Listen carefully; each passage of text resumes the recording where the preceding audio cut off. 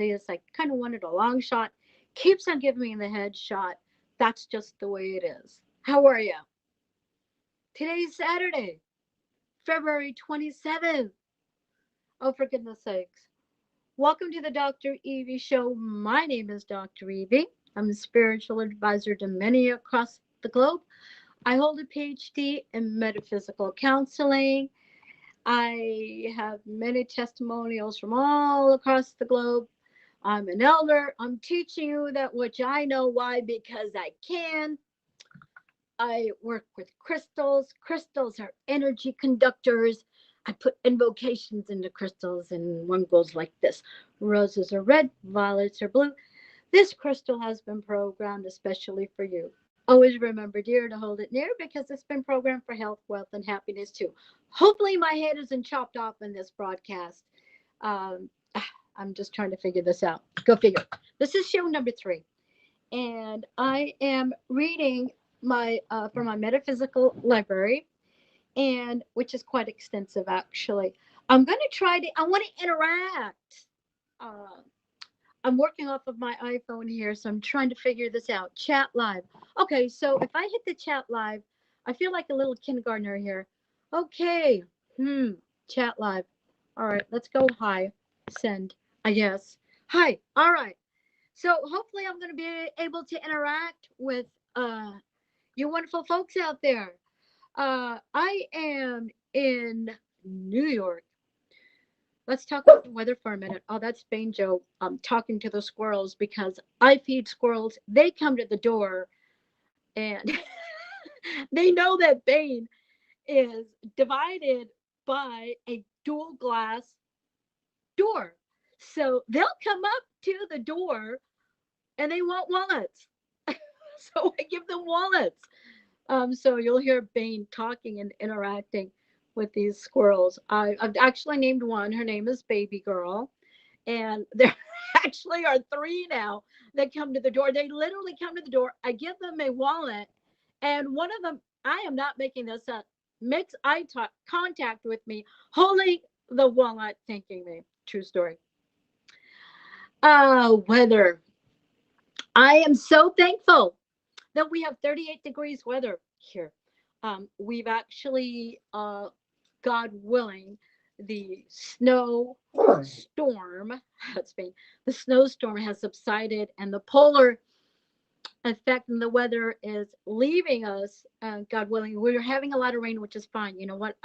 We need the rain to melt that snow. On that note, I also wanted to share, I am also on Twitter and I'm going to be launching my Twitter spaces as well.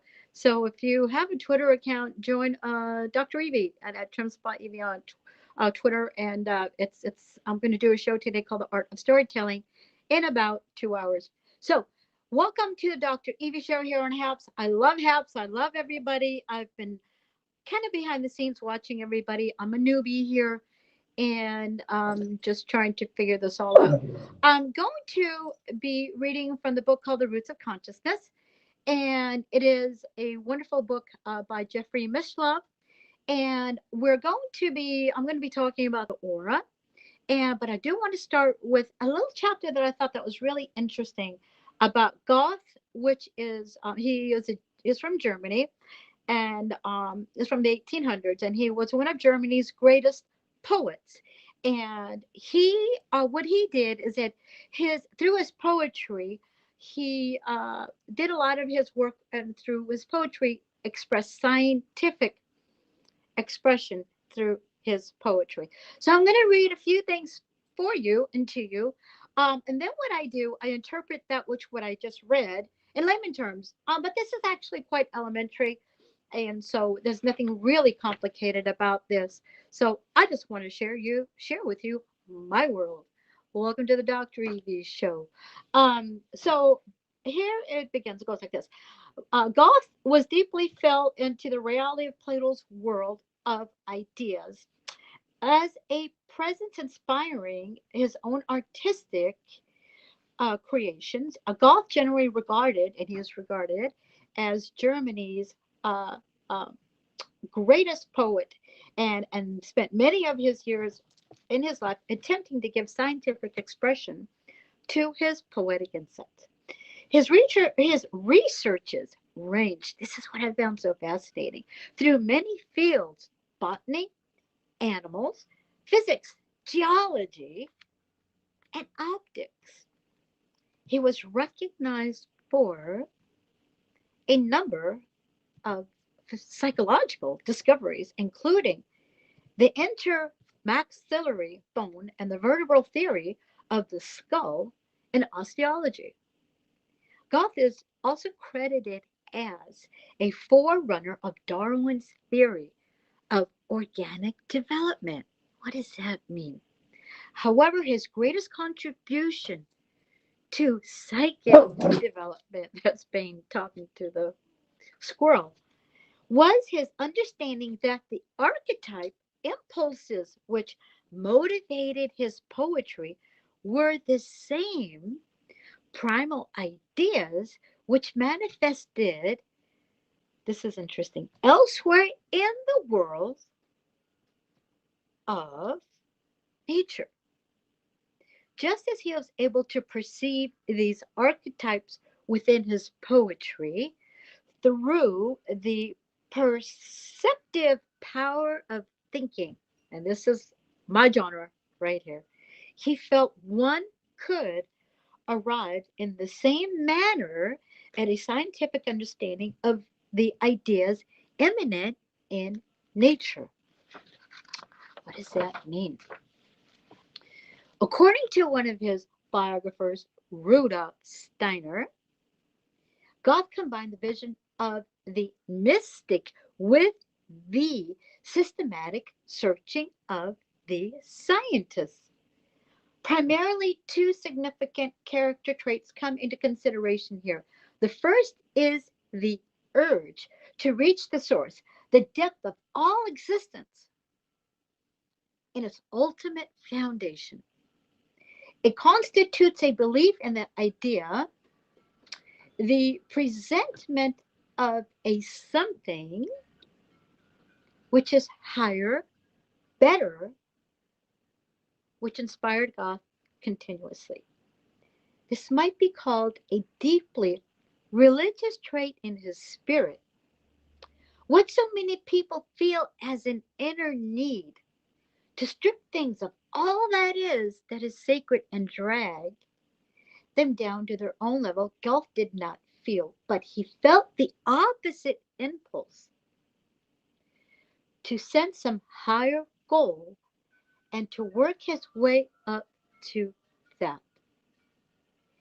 In each endeavor, he sought to gain possession of that aspect through which it could become sacred for him. All right. My interpretation of what I just read about Goethe, he uh, was a poet and through his poetry expressed where it is that his ideas came from and the foundation of his archetype of his what we call the energy source from where he derived his ideas. So he's doing is through the poetry and through what the uh, the roots of consciousness here, what the author is trying to portray here. Okay, this is a siren. If you can hear that siren, I live in a small town, and that's where they let people know who are the volunteer firefighters that there is an incident occurring, which is needing their assistance. So it could be an elder falling. But that's what that sound is. Okay, so so through the expression, and so what I'm going to read further, which I really found interesting, that's why I brought this to the attention to this show, um, because the there it goes again. We're going to try to ignore that beeping sound, okay, because I'm so used to it and I can speak over it anyway, and it doesn't really last long anyway. But through the plant life, through plants, there is energy. And I'm going to be also be touching base into what the aura is. So I'm leading into plant-based energy from plants, which Goth wrote a lot about, and through science, he was trying to explain and express what the source was. Okay, all right, okay. Hopefully that's not very loud. So anyway, I'm live and the noise will. So, the side of his nature is inseparably united with another. Golf never seeks to approach the higher. Bringing directly, he always seeks to draw near through nature. The true is godlike. It does not appear directly. We must divine it from its manifestation. Together with faith in the idea, God had another faith that through reflection above reality, we achieve the idea. It never occurs to him to seek the Godhead elsewhere than in the works of nature, but he seeks everywhere to gain access to the divine aspect of nature's work. Goethe approached reality with the conviction that everything is only a manifestation of an idea, which we achieve only when we have elevated sense experience into spiritual beholding. This notion, Gothe's greatest discovery, has generally been ignored by scientists since his time, while appreciating his other researches. They fail to grasp the importance of developing their own consciousness as the most delicate and powerful instrument with which to perceive the universe. Goethe, to obtain a clearer understanding of plant life, would visualize at night, before going to sleep, the entire cycle of a plant's development through its various stages from seed to seed. With such methods, he eventually came to see the enormous forces of nature at work in the simplest and most trivial of objects. You can choose any object and imagine the center natural history of that object passing through your mind while you concentrate on it or hold it in your hand. With practice, you may reach a point which is beyond your own subjective impressions. You will begin to visualize the inner workings of the orphanamine. Parapsychologists have long recognized this process of perception in the form of psychometry, by which someone can intuit and then describe the past history of an object merely by coming into the contact or proximity with it. What does that mean? Well, that means this is so fascinating because what Goethe is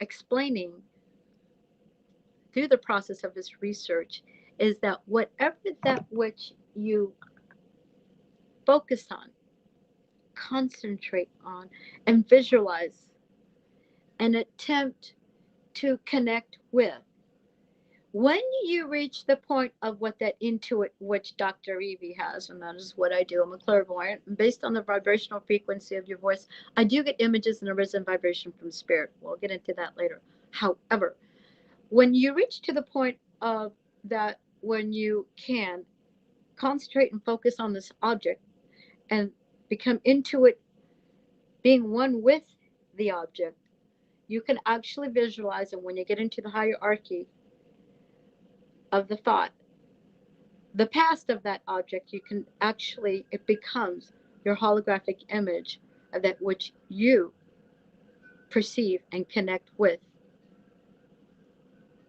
And that, my friends, is what Dr. Evi does. So, in layman terms, Galt is kind of explaining through the theory of his plant life and through the theory of plant life and how plants grow and how they actually hold an energy. And plants actually hold also what we're going to be going into, which is called an aura. Oh, what is that? So, that was very interesting. That was really exciting. The following story about Goth's own psychic sensitivity is related in Phantoms of the Living. Wolfgang Goethe was walking one rainy summer evening with his friend Kay returning from Belvedere and Weimar. Suddenly, the poet paused as if he saw someone and was about to speak to him. Kay noticed nothing. Suddenly, Goethe exclaimed, "My God! If I were not sure that was my friend Frederick is at the moment at Frankfurt, I should swear that it is he."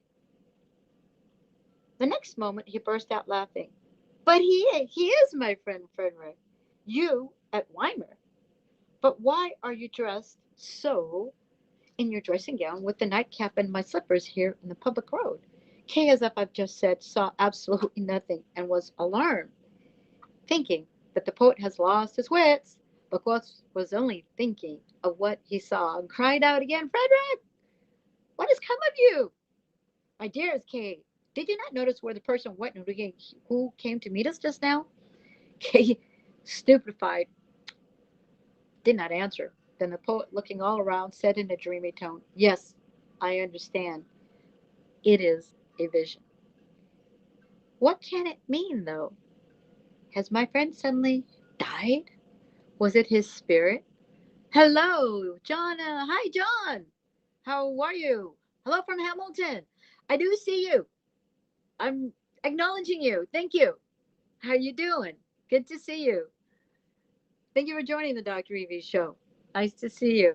I'm reading from The Roots of Consciousness by Jeffrey Mishlove, and a wonderful German poet who actually incorporated his poetry into scientific thought. So I kind of thought that was interesting. I hope you're finding it interesting.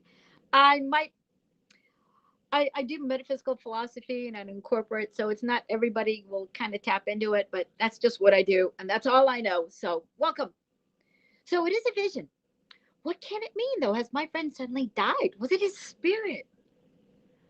Thereupon Goethe returned to the house and found Frederick there already. His hair stood on end. "Avant, you phantom!" he exclaimed, pale as death. "But my friend," remonstrated Frederick, "is this the welcome that you give to your best friend?" "Ah, this time," exclaimed the poet with such emotion, "it is not a spirit. It is a being of flesh and blood." The friends embraced warmly. Frederick explained that he had arrived at Galt's lodging soaked by the rain, had dressed himself in the poet's dry clothing, and had fallen asleep in his chair. Had dreamed that he had gone out to meet him, and Galt had greeted him with his words, "You here at Weimer's? What? With your dressing gown, your nightcap, and my slippers here on the public road?" Ironically, it was in the 19th century, the age of reason, that the ancient esoteric techniques of healing trance induction and consciousness alteration were reintroduced to the very forefront of public attention. Think about that. This is the 1800s. Franz Anton Mesmer, 1734 through 1815, a Viennese trained physician who held to old astrological beliefs, initiated this new era of consciousness exploration. At first, Mesmer felt that the planets affected human beings through an influence resembling magnetism and began treating patients by applying magnets to their bodies. Later, he stopped using magnets and maintained that any curative influence emanated from the hands and nervous system of the healer. He believed that this influence, which he named animal magnetism, could be transmitted to objects held in or stroked by the hand. Since my theory, of course, crystal consciousness, crystalline energy. It can be then discharged by patient through a suitable conductor. Crystals are energy conductors. In 1778, he moved to Paris and attracted great notoriety with many patients and pupils among the wealthy classes. In order to deal with the crowds of patients he attracted, he devised a wooden tub filled with water and iron fillings and containing many bottles of magnetized water. Iron rods protrude from it, which could be applied to diseased or damaged parts of his patients. Clothed in a magician's gown and wand, Mesmer himself moved among the company, making magnetic passes over his patients to a background of soft music and mysterious lighting. Many cures of various diseases were noted. Often they were preceded by convulsive movements and rapturous noises. Numbered among Mesmer's acquaintances and possibly his patients were Mozart and his family, King Louis XVI and his queen, Marie Antoinette, as well as Empress Maria Theresa of Austria. In 1784, the French government appointed an official commission to investigate Mesmer. It was composed of several renowned scientists, including Antoine Lavoisier, the founder of modern chemistry, and Benjamin Franklin. They reported to the Academy of Sciences and the Royal Society of Medicine that the magnetic field or fluid, was it a myth? Although Dr. Evi's turning the page, Zane is growling, or it is barking. Now he's barking at a Bane is a German Shepherd. He's barking at another dog getting walked by his owner, and he's just letting Dr. Evi know. So he'll come down in a moment. Banjo, that's all right. So the magnetic the magnetic fields and pulses were actually tapped into the 17th or the 1800s. And so the idea of concentration of magnetic fields, hence, as any object that you put an impression of your thought, has to have and be a conductor of that thought. When that conductor of that thought, you impress upon it, okay, the energy that you impress through your thought to the conductor, which in this point I'm holding my crystal. In Mesmer's approach, he used magnets. And through the magnetism, the planetary magnetism effect that he used, the energy that he derived into from the magnet, hence I'm doing, and I work with crystals. Crystals are energy conductors, and through my thought and through the conductor, the energy actually goes through mind, crystal, through out to what that is expressed on. So that is the thought forms matter, and that is how Dr. Evi also has the ability to, I also do healing with crystals. So on that point, we are going to jump into the aura. I hope you like that portion. There's a little history there, which I actually found quite fascinating. In the history of magnets, it goes further and deeper than that. But however, I do want to focus and go into the aura. So let's go into the Aura. Beyond the vital layer, okay, beyond the vital layer of the aura is said to exist the astral or desire layer. It is here that the emotions of an individual distinguish themselves by their and from and color.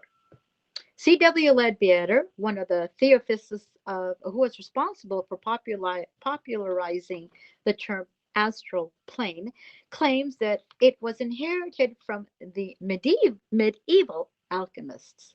The term means starry and was applied to the plane above the physical because of its luminous appearance.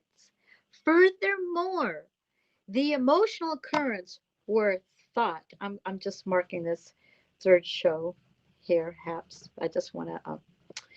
So the emotional currents were thought to be influenced by the planetary positions. The meaning of the different colors which appear in the astral body is recorded as follows by Yogi Rama Sharaka. Auric colors and their meanings. Black represents hatred. And my okay, black.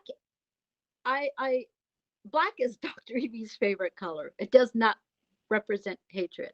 I must contradict that because black represents to me represents calmness and stillness. Okay. When we close our eyes, I do not see black, I do see light. However, when you do first close your eyes, you do see black, which is a sense of calmness. When you focus on your third eye, your eyes are still closed, you focus and you visualize the light. When your eyes are closed in the black, which is within your psyche here, I do see light. So I contradict. Black is not hatred. Black to me is tranquility. Okay. Gray of a bright shade represents, okay, selfishness. Well, we don't know about that. Okay, let's go back into green is almost of a slate. Green of a darker shade. Oh, why is this so negative? Red flag. I'm not liking what I'm reading here. Okay, that is not. So let's go. Red is seen in the shape of right, bright red flashes resembling the light flash in shape indicates, whoa, I don't want to go into that.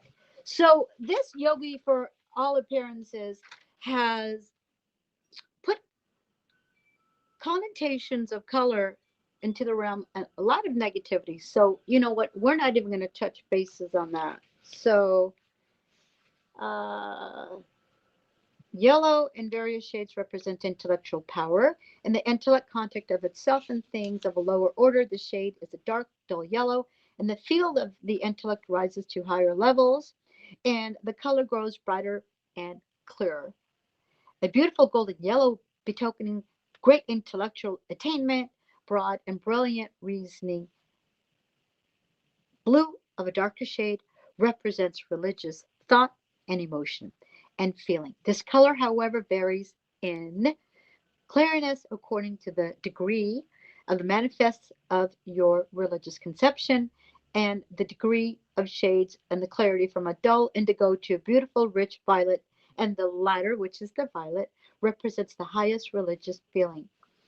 Okay, so it goes into that. We're not going to go into that.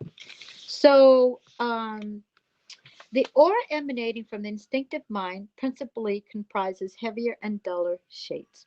In sleep, when the mind is quiet, there appears chiefly a certain dull red, which indicates that the instinctive mind is merely performing the body's animal functions.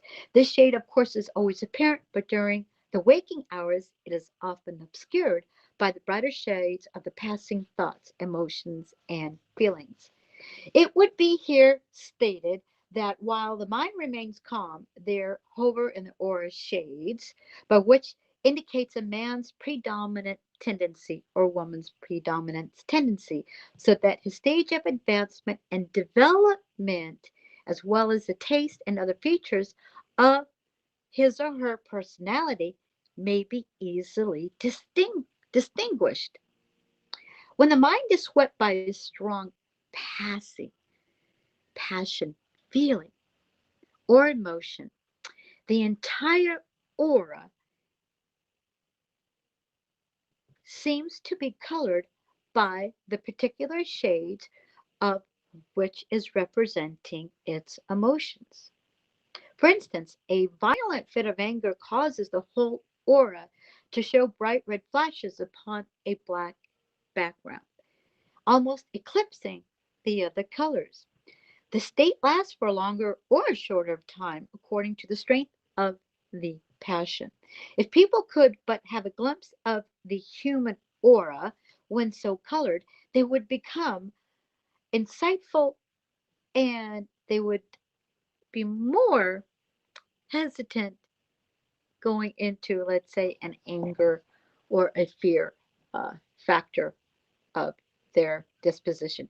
It resembles the human factor in the mind. A strong wave of love sweeping over the mind will cause the entire aura to show crimson. The shade will depend on the character of the passion.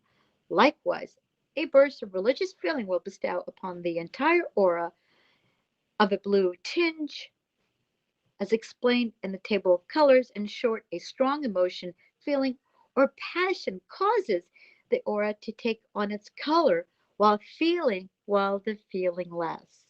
You will see from what we have said that there are two aspects of the color feature of the aura. The first, depending upon the predominant thoughts habitually manifesting in the mind of the person. The second, depending upon the particular feeling, emotion, or passion of any dominating him, what is dominating him at that particular time. What does that all mean? There are different variables to the aura that are surrounded by spirit. We are the aura in the astral plane is where the aura of the person can be recognized when you are looking for it. As an intuitive, you can actually, with the emotion, you can feel the presence of a person when entering a room and with that aura. If they're coming in, and I'm just interpreting what I just read, when they're coming in with a feeling of an emotion and their anger, there seems to be well, they're calling it black, which is fine, a black red, which dominates fire of expression. When you see or you feel the expression of love, crimson, and the color of pink, and that also is a softer emotion that which a person will express through when you go and you finally meet somebody that walks in through what we call a room. Anyway, this is Dr. Evi. I'm going to cut this lesson. I'm going to tap out. I've got another show to do. I'm going to be on Twitter doing Twitter spaces. And if you have a Twitter account, come to the Dr. Evi at Trump Spa Twitter spaces. And I'm going to be launching my first show. And it's going to be called The Art of Storytelling. Thank you for joining the Dr. Evi Show. I'm sending you a star. Quick catch it. I will do another show. I'm going to try to do another show more frequently. I hope my head didn't get chopped off in this um, presentation. I will find out when I watch the recording. Sending you a star. Quick catch it. Thank you for joining the Dr. Evi Show, and you have a great weekend. Thank you for joining. Bye bye.